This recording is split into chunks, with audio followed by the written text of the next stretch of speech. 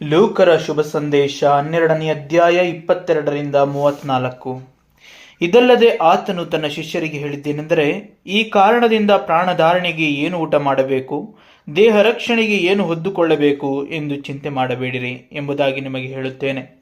ಊಟಕ್ಕಿಂತ ಪ್ರಾಣವು, ಉಡುಪಿಗಿಂತ ದೇಹವು ಮೇಲಾದದ್ದಷ್ಟೇ. ಕಾಗೆಗಳನ್ನು ಲಕ್ಷ್ಯವಿಟ್ಟು ಯೋಚಿಸಿರಿ. ಅವು ಬಿತ್ತುವುದಿಲ್ಲ, ಕೊಯ್ಯುವುದಿಲ್ಲ, ಅವುಗಳಿಗೆ ಉಗ್ರಾಣವೂ ಇಲ್ಲ, ಕಣಜವೂ ಇಲ್ಲ. ಆದಾಗ್ಯೂ ದೇವರು ಅವುಗಳನ್ನು ಸಾಕಿ ಸಲಹುತ್ತಾನೆ.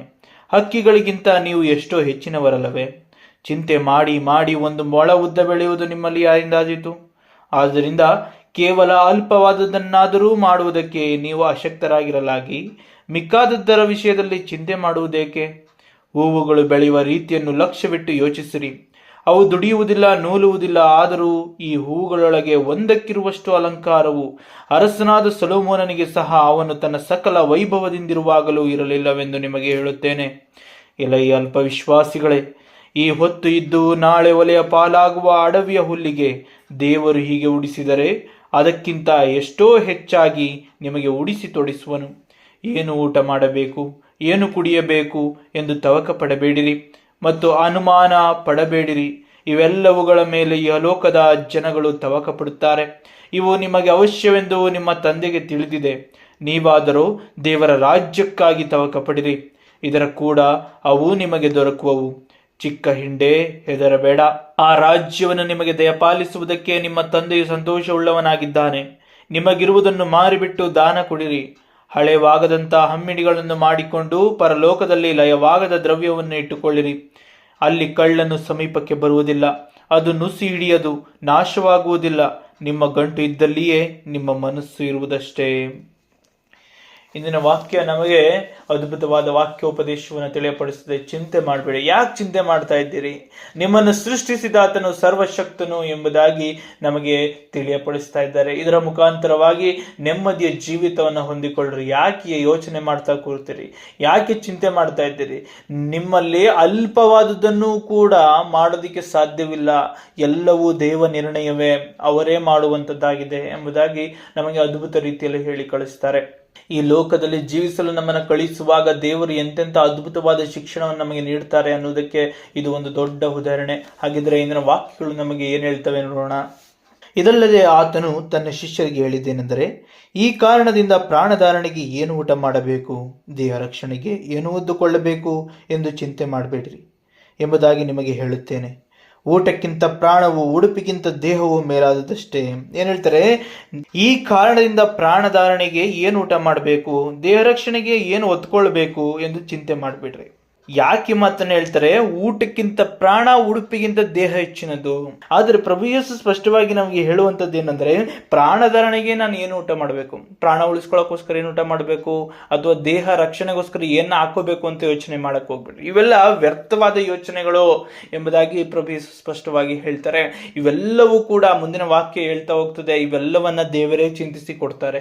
ನೀವೇನು ಯೋಚನೆ ಮಾಡಬೇಕಾದ ಅವಶ್ಯಕತೆ ಇಲ್ಲ ಅಂತ ಮುಂದೆ ವಾಕ್ಯ ಹೇಳ್ತದೆ. ಕಾಗೆಗಳನ್ನು ಲಕ್ಷ್ಯವಿಟ್ಟು ಯೋಚಿಸಿರಿ. ಅವು ಬಿತ್ತುವುದಿಲ್ಲ, ಕೊಯ್ಯುವುದಿಲ್ಲ, ಅವುಗಳಿಗೆ ಉಗ್ರಾಣವೂ ಇಲ್ಲ, ಕಣಜವೂ ಇಲ್ಲ. ಆದಾಗ್ಯೂ ದೇವರು ಅವುಗಳನ್ನು ಸಾಕಿ ಸಲಹುತ್ತಾನೆ. ಹಕ್ಕಿಗಳಿಗಿಂತ ನೀವು ಎಷ್ಟು ಹೆಚ್ಚಿನವರಲ್ಲವೇ? ಎಷ್ಟು ಚೆನ್ನಾಗಿ ಹೇಳ್ತಾರೆ ನೋಡಿ. ಕಾಗೆಗಳನ್ನ ಒಂದ್ಸರಿ ಗಮನಿಸಿ ನೋಡ್ರಿ. ಅವು ಯಾವತ್ತಾದ್ರೂ ಬಿತ್ತುತ್ತವ, ಯಾವತ್ತಾದ್ರೂ ಕುಯ್ತವ, ಯಾವತ್ತಾದ್ರೂ ತೆನೆಗಳನ್ನ ತೆಗೆದು ಅದರಲ್ಲಿರುವ ಕಾಳುಗಳನ್ನ ಒಂದು ಕಣಜದಲ್ಲಿ ತುಂಬಿಸಿಟ್ಟು ಕೊಡ್ತವ? ಇಲ್ಲ. ಯಾವುದೇ ದಿನದಲ್ಲೂ, ಯಾವುದೇ ಚರಿತ್ರೆಯಲ್ಲೂ ಅವುಗಳನ್ನ ಮಾಡೋದಿಲ್ಲ ಅವು. ಆದರೆ ಅವುಗಳು ಇವತ್ತು ಕೂಡ ಹೊಟ್ಟೆ ತುಂಬ ಊಟ ಮಾಡ್ಕೊಂಡು ಚೆನ್ನಾಗಿದ್ದಾವೆ. ಪಕ್ಷಿಗಳಿಗೆ ಇಷ್ಟೊಂದು ಯೋಚನೆ ಮಾಡಿ ಎಲ್ಲವನ್ನ ಕೊಡುವ ದೇವರು ನಿಮಗೆ ಕೊಡದೇ ಇರ್ತಾನಾ ಅಂತ ಪ್ರಭು ಯೇಸು ಸ್ಪಷ್ಟವಾಗಿ ಹೇಳ್ತಾರೆ. ಮುಂದಿನ ವಾಕ್ಯ ಹೇಳ್ತದೆ, ಚಿಂತೆ ಮಾಡಿ ಮಾಡಿ ಒಂದು ಮೊಳ ಉದ್ದ ಬೆಳೆಯುವುದು ನಿಮ್ಮಲ್ಲಿ ಯಾರಿಂದ ಆದೀತು? ಎಂತ ಕ್ವಶನ್ ಹಾಕಿದ್ರು. ಚಿಂತೆ ಮಾಡಿ ಯಾರಾದ್ರೂ ಒಂದು ಮೊಳ ಉದ್ದ ಬೆಳಿತೀರಾ? ಯಾರಿಂದ ಆಗುತ್ತಾ ಅಂತ ಕೇಳ್ತಾರೆ. ಆದ್ದರಿಂದ ಕೇವಲ ಅಲ್ಪವಾದದನ್ನಾದರೂ ಮಾಡುವುದಕ್ಕೆ ನೀವು ಅಶಕ್ತರಾಗಿರಲಾಗಿ ಮಿಕ್ಕಾದದರ ವಿಷಯದಲ್ಲಿ ಚಿಂತೆ ಮಾಡುವುದಕ್ಕೆ. ಅಲ್ಪವಾದದ್ದನ್ನೇ ನಿಮ್ಮ ಕೈಯಲ್ಲಿ ಮಾಡೋಕ್ಕಾಗಲ್ಲ, ಇನ್ನು ಚಿಂತೆ ಯಾಕೆ ಮಾಡ್ತಾ ಇದ್ದೀರಿ? ನಿಮ್ಮ ಕೈಯಲ್ಲಿ ಏನೂ ಆಗೋದಿಲ್ಲ. ಹಾಗಾಗಿ ಚಿಂತೆ ಮಾಡಕ್ಕೆ ಹೋಗ್ಬಿಡ್ರಿ. ನೀವು ಒಂದು ಸತ್ಯವನ್ನು ಸ್ಪಷ್ಟವಾಗಿ ತಿಳ್ಕೊಳ್ರಿ, ಮನುಷ್ಯನಾದವರು ಏನನ್ನೂ ಮಾಡಲು ಅಶಕ್ತನು, ಆದರೆ ದೇವರು ಎಲ್ಲವನ್ನು ಮಾಡಲು ಶಕ್ತರು. ಇದನ್ನು ವಾಕ್ಯ ನಮಗೆ ಹೇಳ್ತಾ ಹೋಗ್ತದೆ. ಹೂವುಗಳು ಬೆಳೆಯುವ ರೀತಿಯನ್ನು ಲಕ್ಷ್ಯವಿಟ್ಟು ಯೋಚಿಸಿರಿ. ಅವು ದುಡಿಯುವುದಿಲ್ಲ, ನೂಲುವುದಿಲ್ಲ. ಆದರೂ ಈ ಹೂವುಗಳೊಳಗೆ ಒಂದಕ್ಕಿರುವಷ್ಟು ಅಲಂಕಾರವು ಅರಸನಾದ ಸೊಲೊಮೋನನಿಗೆ ಸಹ ಅವನು ತನ್ನ ಸಕಲ ವೈಭವದಿಂದಿರುವಾಗಲೂ ಇರಲಿಲ್ಲವೆಂದು ನಿಮಗೆ ಹೇಳುತ್ತೇನೆ. ಎಂತ ಮಾತು ಹೇಳಿದ್ರು ನೋಡಿ. ಹೂಗಳನ್ನ ಸೃಷ್ಟಿಸಿದ್ಯಾರು? ದೇವರು. ಇವತ್ತು ಅಲಂಕಾರವನ್ನ ಮಾಡ್ಕೊಂಡಿದ್ಯಾರು? ಸೊಲೊಮೋನನು. ತಾನು ಅಲಂಕರಿಸಿದ್ದು. ಅಂದ್ರೆ ಅರ್ಥೈಸ್ಕೊಳ್ರಿ, ದೇವರ ಸೃಷ್ಟಿಯೇ ಅತಿ ಉನ್ನತವಾಗಿದೆ. ನಾವೇನೋ ಮಾಡ್ತೀವಲ್ಲ ಅದು ಶ್ರೇಷ್ಠವಾಗಿರೋದಕ್ಕೆ ಸಾಧ್ಯ ಇಲ್ಲ. ಅಷ್ಟು ಸುಂದರವಾದ ಹೂವುಗಳು. ನಾವು ಇವತ್ತಿಗೂ ಕೂಡ ಹೊರಗಿನ ಪ್ರಪಂಚದಲ್ಲಿ ಎಷ್ಟೋ ಹೂವುಗಳನ್ನು ನೋಡೇ ಇಲ್ಲ. ನಾವು ನೋಡಿರುವ ಹೂವುಗಳೇ ಅದು ಎಷ್ಟೋ ಚೆನ್ನಾಗಿದೆ ಅಂತ ಅನ್ಕೋತೀವಿ, ಅದಕ್ಕಿಂತ ಚೆನ್ನಾಗಿರೋ ಹೂವುಗಳಿದಾವೆ. ಅಂದ್ರೆ ಅದರ ಅರ್ಥ ದೇವರು ಎಲ್ಲದಕ್ಕಿಂತ ವಿಭಿನ್ನವಾಗಿಯೂ ಶ್ರೇಷ್ಠವಾಗಿಯೂ ರಚಿಸಿದ್ದಾರೆ. ಇವತ್ತು ನಾವೇನು ನಮ್ಮ ದೇಹಕ್ಕೋಸ್ಕರ ಏನು ಹಾಕೊಳ್ಳೋದಕ್ಕೋಸ್ಕರ ಎಲ್ಲ ಚೆನ್ನಾಗಿರೋದು ಡಿಸೈನ್ಗಳು ಎಲ್ಲವನ್ನ ಆಯ್ಕೆ ಮಾಡಿ ತಕೊಂಡು ಹಾಕೊಂಡು ಅದೇ ಶ್ರೇಷ್ಠ ಅಂದ್ಕೋತಾ ಇದ್ದೀವೋ, ಅವೆಲ್ಲ ಅಲ್ಪವಾದವುಗಳು. ದೇವರು ಅವುಗಳನ್ನ ಈ ಲೋಕದಲ್ಲಿ ಎಷ್ಟೋ ಹೂವುಗಳಿಗೆ, ಎಷ್ಟೋ ಪಕ್ಷಿಗಳಿಗೆ ಉದಾರವಾಗಿ ಕೊಡ್ತಾ ಬಂದಿದ್ದಾರೆ. ಪಕ್ಷಿಗಳಿಗೆ ಊಟ, ಇರೋದಕ್ಕೆ ಜಾಗ, ಹೂಗಳಿಗೆ ಸೌಂದರ್ಯ, ಹೀಗೆ ಹಲವಾರು ರೀತಿಯಲ್ಲಿ ಎಲ್ಲವುಗಳಿಗೂ ಒಂದೊಂದು ಬಗೆಯ ವಿಚಾರಗಳನ್ನ ಕೊಡ್ತಾ ಹೋಗ್ತಾ ಇದ್ದಾರೆ. ಇದರ ಅರ್ಥ ಏನು? ದೇವರು ನಮಗೆ ಹೇಳ್ಕೊಡ್ತಾ ಇರೋದು, ಪ್ರತಿಯೊಂದನ್ನು ಕೇಳದೆ ನಾನು ಈ ಲೋಕದಲ್ಲಿ ಕೊಟ್ಟಿದ್ದೀನಿ. ಪ್ರತಿಯೊಂದನ್ನ ಯಾವುದೇ ಹೂ ನನ್ನ ಹತ್ರ ಬಂದು ಕೇಳಲಿಲ್ಲ ನಾನು ಸುಂದರವಾಗಿರ್ಬೇಕು, ನನ್ನ ರೂಪಿಸ್ಕೊಡು ಅಂತ. ಯಾವುದೇ ಪಕ್ಷಿಗಳು ನನ್ ಕೇಳಲಿಲ್ಲ ನನಗೆ ಊಟ ಬೇಕು ಅಂತ, ಇರೋಕ್ ಜಾಗ ಬೇಕು ಅಂತ. ಎಲ್ಲವನ್ನ ನಾನೇ ಮುಂಚಿತವಾಗಿ ಕೊಟ್ಟಿದ್ದೀನಿ. ಇನ್ನು ನಿನಗೆ ಕೊಡದೇ ಇರ್ತೀನಾ ಎನ್ನುವುದನ್ನ ವಾಕ್ಯ ಸ್ಪಷ್ಟವಾಗಿ ಹೇಳ್ತದೆ. ಎಲ್ಲ ಅಲ್ಪ ವಿಶ್ವಾಸಿಗಳೇ, ಈ ಹೊತ್ತು ಇದ್ದು ನಾಳೆ ಒಲೆಯ ಪಾಲಾಗುವ ಅಡವಿಯ ಹುಲ್ಲಿಗೆ ದೇವರು ಹೀಗೆ ಉಡಿಸಿದರೆ ಅದಕ್ಕಿಂತ ಎಷ್ಟೋ ಹೆಚ್ಚಾಗಿ ನಿಮಗೆ ಉಡಿಸಿ ತೊಡಿಸುವನು. ಏನು ಊಟ ಮಾಡಬೇಕು, ಏನು ಕುಡಿಯಬೇಕು ಎಂದು ತವಕ ಪಡಬೇಡಿರಿ ಮತ್ತು ಅನುಮಾನ ಪಡಬೇಡಿರಿ.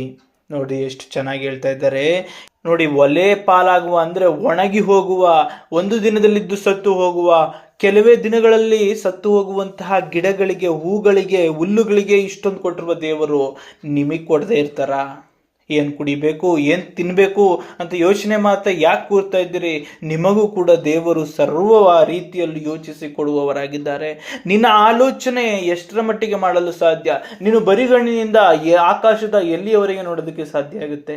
ಆಕಾಶದಲ್ಲಿ ನಕ್ಷತ್ರ ಇದೆ, ಚಂದ್ರ ಇದೆ, ಸೂರ್ಯ ಇದೆ, ಮೋಡ ಇದೆ, ಪಕ್ಷಿಗಳು ಹಾರ್ತಿದ್ದಾವೆ. ಇಷ್ಟನ್ನ ನೋಡ್ತೀಯ. ಆದರೆ ಇಡೀ ಲೋಕವನ್ನು ಸೃಷ್ಟಿಸಿದ ದೇವರು ತಾವಿರುವ ಜಾಗದಿಂದಲೇ ಸರ್ವವನ್ನ ನೋಡಲು ಶಕ್ತರು. ಅಂದ್ರೆ ಅವರ ದೃಷ್ಟಿಕೋನ ಮುಟ್ಟದೇ ಇರುವ ಜಾಗವಿಲ್ಲ. ಅವರು ಹೋಗಿ ರಕ್ಷಣೆ ಮಾಡಕ್ಕೆ ಆಗದೇ ಇರುವಂತಹ ಜಾಗ ಯಾವುದೂ ಇಲ್ಲ. ಹಾಗಾಗಿ ಅರ್ಥೈಸ್ಕೊಳ್ರಿ, ದೇವರಿಗೆ ಎಟುಕದ ಜಾಗ ಯಾವುದೂ ಇಲ್ಲ. ದೇವರು ಮಾಡಲು ಅಶಕ್ಯವಾದ ಕಾರ್ಯ ಯಾವುದೂ ಇಲ್ಲ.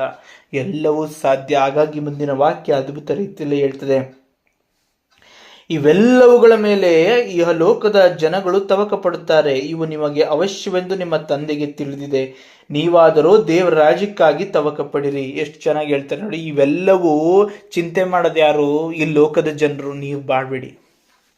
ಈ ಲೋಕದಲ್ಲಿ ಅಂಟಿಕೊಂಡಿರುವ ವ್ಯಕ್ತಿ ಏನ್ ಮಾಡ್ತಾನೆ ಅಂದ್ರೆ, ಅವನಿಗೆ ದೇವರ ಬಗ್ಗೆ ಗೊತ್ತಿಲ್ಲ ಸರಿಯಾಗಿ. ಅವನು ಏನ್ ಮಾಡ್ತಾನೆ? ತಾನು ದುಡಿಬೇಕು, ತಾನು ತಿನ್ಬೇಕು ಅಂತ ಯೋಚನೆ ಮಾಡ್ತಾನೆ. ಮನೇಲಿ ಕೂತಾಗ್ಲೂ ದೇವರು ಜೀವಿಸೋದಕ್ಕೆ ಸಹಕಾರಿಯಾಗಿ ತನ್ನ ಎಲ್ಲ ಪೂರ್ಣವಾದ ಅಗತ್ಯತೆಗಳನ್ನ ಪೂರೈಸಿಕೊಡ್ತಾ ನಡೆಸ್ತಾರೆ. ಇದನ್ನ ನಾವು ಎಲಿಯನ ಜೀವನ ಚರಿತ್ರೆಯಲ್ಲಿ ನೋಡ್ತೀವಿ. ಅವನಿಗೆ ಕಾಗೆಗಳ ಮೂಲಕವಾಗಿ ರೊಟ್ಟಿಯನ್ನು ತಂದುಕೊಟ್ಟು ಹೊಟ್ಟೆ ತುಂಬ ಊಟ ಮಾಡುವಂತೆ ಮಾಡಿ 40 ದಿನದ ಪ್ರಯಾಣವನ್ನ ಮಾಡೋದಿಕ್ಕೆ ಸಹಕಾರಿಯಾಗ್ತಾರೆ. ಅಂದ್ರೆ ಅರ್ಥೈಸಿಕೊಳ್ಳ್ರಿ, ಮನುಷ್ಯನಿಗೆ ಏನು ಬೇಕು ಅದು ಯಾರಿಗೆ ಗೊತ್ತಿದೆ ಅಂದ್ರೆ ಅದು ದೇವರಿಗೆ ಗೊತ್ತಿದೆ. ಆತನಿಗೆ ಈ ಸಮಯದಲ್ಲಿ ಏನು ಬೇಕು, ಯಾವ ಕ್ಷಣದಲ್ಲಿ ಏನು ಬೇಕು, ಎಲ್ಲವೂ ಯಾರಿಗೆ ಗೊತ್ತಿದೆ? ದೇವರಿಗೆ ಗೊತ್ತಿದೆ. ದೇವರು ನಿಶ್ಚಯಿಸಿದ್ದು ಅದು ಸರ್ವಶ್ರೇಷ್ಠವಾಗಿರ್ತದೆ, ಅತಿ ಉತ್ತಮವಾಗಿರ್ತದೆ. ಹಾಗಾಗಿ ಚಿಂತೆ ಮಾಡಿ ನೀವು ಒಂದು ಮೊಳ ಬೆಳೆಯೋದಕ್ಕೆ ಸಾಧ್ಯ ಇಲ್ಲ. ಚಿಕ್ಕದಾದ ವಿಚಾರವನ್ನೇ ನೀನು ಸಂಪೂರ್ಣವಾಗಿ ನೆರವೇರಿಸೋದಕ್ಕೆ ಸಾಧ್ಯ ಇಲ್ಲ ಅಂದ್ರೆ ನೀನು ಯಾಕೆ ಚಿಂತೆ ಮಾಡ್ತಾ ಕೂರ್ತೀಯ? ಚಿಂತೆ ಮಾಡಬೇಡ. ಏನು ತಿನ್ಬೇಕು, ಏನು ಕುಡಿಬೇಕು, ಹೇಗಿರಬೇಕು, ಯಾವ ಬಟ್ಟೆ ಹಾಕೋಬೇಕು, ಏನ್ ಮಾಡ್ಬೇಕು, ಏನು ಯೋಚನೆ ಮಾಡಬೇಡ. ದೇವರು ಕೊಟ್ಟದ್ದರಲ್ಲಿ ಜೀವನ ಮಾಡುವುದನ್ನ ಅರ್ಥ ಮಾಡ್ಕೋಬೇಕು. ಅದನ್ನ ಕಲಿತವನು ನಿಜವಾಗಿಯೂ ಜೀವಿಸ್ತಾನೆ. ಯಾವ ರೀತಿಯಲ್ಲಿ? ಸಮಾಧಾನದಿಂದ, ಸಂತೋಷದಿಂದ, ನೆಮ್ಮದಿಯಿಂದ ಜೀವಿಸ್ತಾನೆ. ಯಾರು ದೇವರು ಕೊಟ್ಟದ್ದರಲ್ಲಿ ಜೀವಿಸುವುದನ್ನ ಸ್ಪಷ್ಟವಾಗಿ ಕಲಿತಿರ್ತಾರೋ ಅವರು ಎಂಬುದನ್ನ ಇಂದಿನ ವಾಕ್ಯ ನಮಗೆ ಸ್ಪಷ್ಟವಾಗಿ ಹೇಳಿಕೊಡ್ತದೆ. ನೀವಾದರೂ ದೇವರ ರಾಜ್ಯಕ್ಕಾಗಿ ತವಕ ಪಡಿರಿ, ಇದರ ಕೂಡ ಅವು ನಿಮಗೆ ದೊರಕುವವು. ಏನು ಹೇಳಿದ್ರು ನೋಡಿ, ನಾವು ಯಾವುದಕ್ಕಾಗಿ ಕಷ್ಟಪಟ್ಟರೆ ಇವೆಲ್ಲ ನಮಗೆ ದೊರೀತವೆ ಅಂತ ಹೇಳ್ತಾರೆ. ದೈವ ಸಾಮ್ರಾಜ್ಯಕ್ಕಾಗಿ, ಪರಲೋಕಕ್ಕಾಗಿ ನಾವು ಶ್ರಮಿಸುವುದನ್ನು ಕಲಿತಾಗ ಆಗ ನಮಗೆ ಈ ಲೋಕದಲ್ಲಿ ಏನೇನು ಅಗತ್ಯವಿದೆಯೋ ಅವೆಲ್ಲವೂ ದೊರೆಯಲ್ಪಡ್ತವೆ ಎಂಬುದಾಗಿ ವಾಕ್ಯ ಹೇಳ್ತದೆ. ಅಂದರೆ ಇಲ್ಲಿ ಮೂಲ ಇಷ್ಟೇ, ಆದಾಮನು ಕಳೆದುಕೊಂಡಂತಹ ಆ ಒಂದು ಪವಿತ್ರವಾದ ಸ್ಥಳವನ್ನ ನೀವು ಪಡೆದುಕೊಳ್ಳುವುದಕ್ಕಾಗಿ ಶ್ರಮಿಸ್ರಿ. ಏನ್ ಹೇಳಿದ್ರು ನೋಡಿದ್ರ, ಆದಾಮನು ಕಳ್ಕೊಂಡ ಅತ್ತ ಉನ್ನತವಾದಂತಹ ಒಂದು ಜಾಗದಿಂದ ತಳ್ಳಲ್ಪಟ್ಟ. ಯಾವುದರಿಂದ? ಪಾಪದಿಂದ ಅಲ್ವಾ? ಆ ಪಾಪ ಬಿಟ್ಬಿಡಿ, ನೀವು ಮತ್ತೆ ಆ ಸಾಮ್ರಾಜ್ಯದಲ್ಲಿ, ಪರಲೋಕ ಸಾಮ್ರಾಜ್ಯದಲ್ಲಿ ಬಾಧ್ಯಸ್ಥರಾಗುವುದಕ್ಕೆ ಶ್ರಮಿಸ್ರಿ. ಮತ್ತೆ ನೀವು ಆದಾಮನು ಅನುಭವಿಸಿದ ಆ ಸಮೃದ್ಧಿಯ ಜೀವಿತವನ್ನ ನೀವು ಅನುಭವಿಸ್ಬೋದು. ಎಷ್ಟು ಚೆನ್ನಾಗಿ ಹೇಳಿದಿರಲ್ವಾ? ರಾಜ್ಯಕ್ಕಾಗಿ ಅಲ್ಲ, ಪರಲೋಕ ರಾಜ್ಯಕ್ಕಾಗಿ ನೀವು ತವಕ ಪಡ್ರಿ, ಅದರೊಂದಿಗೆ ನಿಮಗೆ ಎಲ್ಲವೂ ಸಿಕ್ಕುವುದು. ಎಂಥ ಅದ್ಭುತವಾದ ವಾಕ್ಯ. ಹಾಗಾಗಿ ನಾವು ಆದಾಮನು ಇಲ್ಲಿಗೆ ಬಂದಿದ್ದು ಪಾಪವನ್ನ ಹೊತ್ತುಕೊಂಡು, ಅವನು ಪಾಪವನ್ನು ಬಿಟ್ರೆ ಮತ್ತೆ ಅಲ್ಲಿಗೆ ಹೋಗ್ಬಹುದು ಅನ್ನೋದು ನಮಗೆ ಸ್ಪಷ್ಟವಾಗಿ ಗೊತ್ತಾಗಬೇಕು. ಇದನ್ನ ಹೇಳಿಕೊಟ್ಟಿದ್ದೇ ಪ್ರಭು ಯೇಸು ಕ್ರಿಸ್ತರು. ಅವರು ಪಾಪ ಮಾಡಲಿಲ್ಲ, ಸ್ವರ್ಗ ಸಾಮ್ರಾಜ್ಯದಲ್ಲಿ ಸೇನಾಧೀಶ್ವರ ಕರ್ತರ ಬಲಗಡೆಯಲ್ಲಿ ಆಸೀನರಾದ್ರು. ಇದರ ಮುಖಾಂತರವಾಗಿ ನಮ್ಗೆ ಏನ್ ಹೇಳಿದ್ರು? ಪಾಪವನ್ನ ಬಿಟ್ಟವನು ಪರಲೋಕ ರಾಜ್ಯವನ್ನು ಸೇರುವನು ಅಂತ ಹೇಳ್ಕೊಟ್ರು. ಹಾಗಾಗಿ ನಾವು ತವಕ ಪಡೋಣ ಪರಲೋಕ ರಾಜ್ಯಕ್ಕಾಗಿ, ಅದರೊಂದಿಗೆ ನಮಗೆ ಎಲ್ಲವೂ ದೊರೆಯುತ್ತದೆ. ಆಗ ಚಿಂತೆ ನಮ್ಮಿಂದ ಹೋಗ್ತದೆ, ಅಸಮಾಧಾನ ಹೋಗ್ತದೆ, ಅಶಾಂತಿ ಹೋಗ್ತದೆ, ನೆಮ್ಮದಿಲ್ಲದ ಜೀವಿತ ಹೋಗುತ್ತೆ, ಸಮೃದ್ಧಿ, ಸಂತೋಷ, ನೆಮ್ಮದಿ, ಸಮಾಧಾನ ನಮ್ಮಲ್ಲಿರ್ತದೆ. ನಮ್ಮ ಬದುಕು ಹರ್ಷಾನಂದದಿಂದ ಕೂಡಿದ್ದಾಗಿ ಸ್ವರ್ಗ ಸಾಮ್ರಾಜ್ಯದ ಒಡೆಯನನ್ನ ಸ್ತುತಿ ಸ್ತೋತ್ರ ಸಲ್ಲಿಸುತ್ತಾ ಸಂಭ್ರಮಿಸಿ ಜೀವಿಸೋದಿಕ್ಕೆ ಸಾಧ್ಯವಾಗ್ತದೆ. ಮುಂದಿನ ವಾಕ್ಯ ಹೇಳ್ತದೆ, ಚಿಕ್ಕ ಹಿಂಡೆ ಹೆದರಬೇಡ, ಆ ರಾಜ್ಯವನ್ನು ನಿಮಗೆ ದಯಪಾಲಿಸುವುದಕ್ಕೆ ನಿಮ್ಮ ತಂದೆಯು ಸಂತೋಷವುಳ್ಳವನಾಗಿದ್ದಾನೆ. ನಿಮಗಿರುವುದನ್ನು ಮಾರಿಬಿಟ್ಟು ದಾನ ಕೊಡಿರಿ, ಹಳೆವಾಗದಂಥ ಹಮ್ಮಿಣಿಗಳನ್ನು ಮಾಡಿಕೊಂಡು ಪರಲೋಕದಲ್ಲಿ ಲಯವಾಗದ ದ್ರವ್ಯವನ್ನು ಇಟ್ಟುಕೊಳ್ಳಿರಿ. ಎಂತ ಮಾತು ಹೇಳಿದ್ರು ನೋಡಿ. ಚಿಕ್ಕ ಹಿಂಡೆ, ನೀವು ಅಲ್ಪರಾಗಿದ್ದೀರಿ, ನಿಮ್ಮ ಥರದವ್ರು ಇನ್ನೊಬ್ರು ಇರೋದಿಲ್ಲ. ಅರ್ಥೈಸ್ಕೊಳ್ರಿ. ನೋಡಿ, ದೈವ ವಾಕ್ಯವನ್ನ ಅಧೀನರಾಗಿ ಜೀವಿಸುವ ವ್ಯಕ್ತಿಗಳು ಸ್ವಲ್ಪವಾಗಿ ಇರ್ತಾರೆ. ಯಾಕಂದ್ರೆ ಅವರನ್ನ ವಿರೋಧಿಸುವಂತಹ ಜನಾಂಗ ದೊಡ್ಡದಾಗಿರ್ತದೆ. ನೀವು ಚಿಕ್ಕ ಹಿಂಡು, ಯಾರು ಪರಲೋಕ ಸಾಮ್ರಾಜ್ಯಕ್ಕಾಗಿ ತವಕ ಪಡ್ತಾರಲ್ಲ, ಅವರು ಚಿಕ್ಕ ಹಿಂಡಾಗಿದ್ದೀರಿ. ನೀವು ಹೆದರಬೇಡ್ರಿ, ನಿಮಗೋಸ್ಕರ ದೇವರು ಅಲ್ಲಿ ಸಾಮ್ರಾಜ್ಯದಲ್ಲಿ ಪಾಲನ್ನ ಕೊಡೋದಿಕ್ಕೆ ಸಿದ್ಧರಿದ್ದಾರೆ. ಎಂತ ಅದ್ಭುತವಾದ ಮಾತು. ಪರಲೋಕ ರಾಜ್ಯದಲ್ಲಿ ನಮಗೆ ಜಾಗ ಕೊಡೋದಿಕ್ಕೆ ಪ್ರಭು ಯೇಸು ಕ್ರಿಸ್ತರು ಹೇಳ್ತಾ ಇದ್ದಾರೆ, ತಂದೆಯಾದ ದೇವರು ಸಿದ್ಧರಿದ್ದಾರೆ ಅಂತ. ಅವ್ರು ರೆಡಿ ಇದ್ದಾರೆ. ನಾವೀಗ ಏನ್ ಮಾಡ್ಬೇಕು? ಹೋಗ್ಬೇಕಷ್ಟೇ. ಅದಕ್ಕೆ ಪ್ರಭು ಯೇಸು ಅದ್ಭುತವಾದ ಸಾಮ್ಯಗಳನ್ನ ನಮಗಾಗಿ ಹೇಳಿರುವಂಥದ್ದು. ಇಬ್ರು ಮಕ್ಕಳಲ್ಲಿ ಒಬ್ಬ ಏನ್ ಮಾಡ್ಬಿಡ್ತಾನೆ, ಪಾಲನ್ನ ತಕ್ಕೊಂಡೋಗಿ ಎಲ್ಲ ಹಾಳು ಮಾಡ್ಬಿಟ್ಟು ಅವನ ಎಲ್ಲ ರೀತಿಯಲ್ಲಿ ಬರಿದಾಗ್ಬಿಟ್ಟಿರ್ತಾನೆ. ಕೊನೆಗೆ ತನ್ನ ತಂದೆಗೆ ಕ್ಷಮಾಪಣೆ ಕೇಳಿ ಆದ್ರೂ ಕೂಡ ಅವರ ಕೆಲಸಗಾರರೆಲ್ಲ ಒಬ್ಬನಾಗನ ಅಂತ ಬರ್ತಾನೆ. ಆದ್ರೆ ತಂದೆ ನೋಡಿ, ಅಷ್ಟು ವರ್ಷ ಆಯ್ತು ಬಿಟ್ಟು ಹೋಗಿ, ಆದ್ರೆ ತಂದೆ ಕಾಯ್ತಾ ಕೂತಿರ್ತಾರೆ. ಅವನ್ ಬರುವುದನ್ನು ದೂರದಲ್ಲೇ ನೋಡಿ ಓಡಿ ಹೋಗಿ ಅವನನ್ನು ತಬ್ಬಿಕೊಳ್ತಾರೆ. ಅಂದ್ರೆ ತಂದೆಯಾದ ದೇವರು ಸಿದ್ಧರಿದ್ದಾರೆ, ತಂದೆಯಾದ ದೇವರು ನಮಗಾಗಿ ಕಾಯ್ತಾ ಇದ್ದಾರೆ. ನಾವು ಬರುವುದನ್ನೇ ಕಾಯ್ತಾ ಇದ್ದಾರೆ. ನಾವು ಆ ಸ್ವರ್ಗ ಸಾಮ್ರಾಜ್ಯಕ್ಕಾಗಿ ಸಿದ್ಧರಾಗಿ ಹೋದಾಗ, ನಾವು ಅವರ ಬಳಿಗೆ ಓಡಿ ಹೋಗುವಾಗ, ನಾವು ಅವರ ಬಳಿಗೆ ಸಾಗುವಾಗ, ತಂದೆಯಾದ ದೇವರು ದೂರದಿಂದಲೇ ನೋಡಿ ನಮ್ಮ ಬಳಿಗೆ ಬಂದು ನಮ್ಮನ್ನ ಅಪ್ಪಿಕೊಳ್ತಾರೆ, ನಮ್ಮನ್ನ ಮತ್ತೆ ಪರಲೋಕ ಸಾಮ್ರಾಜ್ಯದಲ್ಲಿ ಸೇರಿಸಿಕೊಳ್ತಾರೆ. ಹಾಗಾಗಿ ಮುಂದಿನ ವಾಕ್ಯ ಹೇಳ್ತದೆ, ಹಳೆವಾಗದಂತ ಹಮ್ಮಿಣಿಗಳನ್ನು ಮಾಡಿಕೊಂಡು ಪರಲೋಕದಲ್ಲಿ ಲಯವಾಗದ ದ್ರವ್ಯವನ್ನು ಇಟ್ಟುಕೊಳ್ಳಿರಿ. ಏನ್ ಹೇಳ್ತಾರೆ ನೋಡಿ, ಹಮ್ಮಿಣಿಗಳನ್ನ ಮಾಡ್ಕೊಳ್ಬೇಕು ಅಂದ್ರೆ ನಿಮ್ಮ ಸೂಟ್ ಕೇಸ್ಗಳು ರೆಡಿ ಇರಬೇಕು. ಯಾವ ಪದಾರ್ಥವನ್ನ ಇಡೋದಿಕ್ಕೆ, ಉತ್ತಮ ಪದಾರ್ಥಗಳನ್ನ ಇಡೋದಿಕ್ಕೆ, ಯಾವುದಕ್ಕೆ ಸಂಬಂಧಪಟ್ಟದ್ದು? ಪರಲೋಕ ಸಾಮ್ರಾಜ್ಯಕ್ಕೆ ಸಂಬಂಧಪಟ್ಟದ್ದು. ಇಲ್ಲಿ ನೀವು ಹಮ್ಮಿಣಿಗಳನ್ನ ಮಾಡ್ಕೊಂಡು ದ್ರವ್ಯಗಳನ್ನು ತುಂಬಿಸಿಕೊಂಡ್ರೆ ಯಾವನೋ ಒಬ್ಬ ಕತ್ಕೊಂಡು ಹೋಗ್ತಾನೆ, ಯಾವನೋ ಒಬ್ಬ ಇನ್ನೊಬ್ಬ ಬರ್ತಾನೆ, ಅಥವಾ ಅದು ಹಾಳಾಗಿ ಹೋಗುತ್ತೆ, ಏನೋ ಒಂದು ಆಗ್ತಾ ಇರುತ್ತೆ. ಆದ್ರೆ ಪರಲೋಕ ಸಾಮ್ರಾಜ್ಯದ ವಿಚಾರ ಇದೆಯಲ್ಲ, ಅದು ಹಾಗಲ್ಲ. ಅವನ್ನ ಕದಿಯೋದಿಕ್ಕೆ ಯಾರಿಂದಲೂ ಸಾಧ್ಯವಿಲ್ಲ. ಅದು ಪರಲೋಕ ಸಾಮ್ರಾಜ್ಯದ್ದು. ಅದನ್ನು ಕದಿಯೋಕ್ಕೂ ಸಾಧ್ಯವಿಲ್ಲ, ಅದು ಹಾಳು ಕೂಡ ಆಗೋದಿಲ್ಲ ಎಂಬುದಾಗಿ ವಾಕ್ಯ ಹೇಳ್ತದೆ. ಅಲ್ಲಿ ಕಳ್ಳನು ಸಮೀಪಕ್ಕೆ ಬರುವುದಿಲ್ಲ, ಅದು ನುಸಿ ಹಿಡಿದು ನಾಶವಾಗುವುದಿಲ್ಲ, ನಿಮ್ಮ ಗಂಟು ಇದ್ದಲ್ಲಿಯೇ ನಿಮ್ಮ ಮನಸ್ಸು ಇರುವುದಷ್ಟೇ ಅಂತ ಅದ್ಭುತವಾದ ಕೊನೆಯ ಮಾತನ್ನು ಹೇಳ್ತಾರೆ. ನಿಮ್ಮ ಗಂಟೆಯಲ್ಲಿದೆಯೋ ನಿಮ್ಮ ಮನಸ್ಸಲ್ಲೇ ಇರುತ್ತೆ. ಅಂದ್ರೆ ನೀನು ಗಂಟನ್ನು ಲೋಕದಲ್ಲಿ ಮಾಡಿಕೊಂಡ್ರೆ ನಿನ್ನ ಮನಸ್ಸು ಲೋಕಕ್ಕೆ, ನಿನ್ನ ಗಂಟು ಪರಲೋಕದ್ದಾದ್ರೆ ನಿನ್ನ ಮನಸ್ಸು ಪರಲೋಕಕ್ಕೆ ಸೇರ್ತಾ ಇರುತ್ತೆ ಅಲ್ವಾ. ಹಾಗಾಗಿ ಇಂದಿನ ವಾಕ್ಯ ನಮಗೆ ಅದ್ಭುತವಾಗಿ ಹೇಳುವಂಥದ್ದು, ನಿನ್ನ ಮನಸ್ಸು ಕರ್ತನಲ್ಲಿ ನೆಲೆಗೊಳ್ಳಬೇಕು. ಆಗ ನೀನೇನಾಗ್ತೀಯ, ನಿತ್ಯ ಜೀವಕ್ಕಾಗಿ ಜೀವಿಸೋದಕ್ಕೆ ಸಿದ್ಧನಾಗ್ತೀಯ. ಆ ತವಕದ ಜೀವಿತವು ನೀನು ಪರಲೋಕದವನು ಎಂಬುದಾಗಿ ಸಾಬೀತುಪಡಿಸ್ತದೆ. ಪರಲೋಕದವರನ್ನ ಪರಲೋಕದ ಒಡೆಯರೇ ನೋಡಿಕೊಳ್ತಾರೆ. ಇದನ್ನ ಇಂದಿನ ವಾಕ್ಯ ನಮಗೆ ಸ್ಪಷ್ಟವಾಗಿ ಹೇಳಿಕೊಡ್ತದೆ. ಹಾಗಾಗಿ ಆದಾಮನೇನೋ ಪಾಪ ಮಾಡಿ ಲೋಕಕ್ಕೆ ಬಂದ, ಆ ಪಾಪವನ್ನ ಬಿಟ್ರೆ ನಾವು ಪರಲೋಕವನ್ನ ಮತ್ತೆ ಸೇರಬಹುದು ಎನ್ನುವಂತಹ ಅದ್ಭುತ ಶಿಕ್ಷಣವನ್ನ ಇಂದಿನ ವಾಕ್ಯ ನಮಗೆ ತಿಳಿಯಪಡಿಸ್ತದೆ.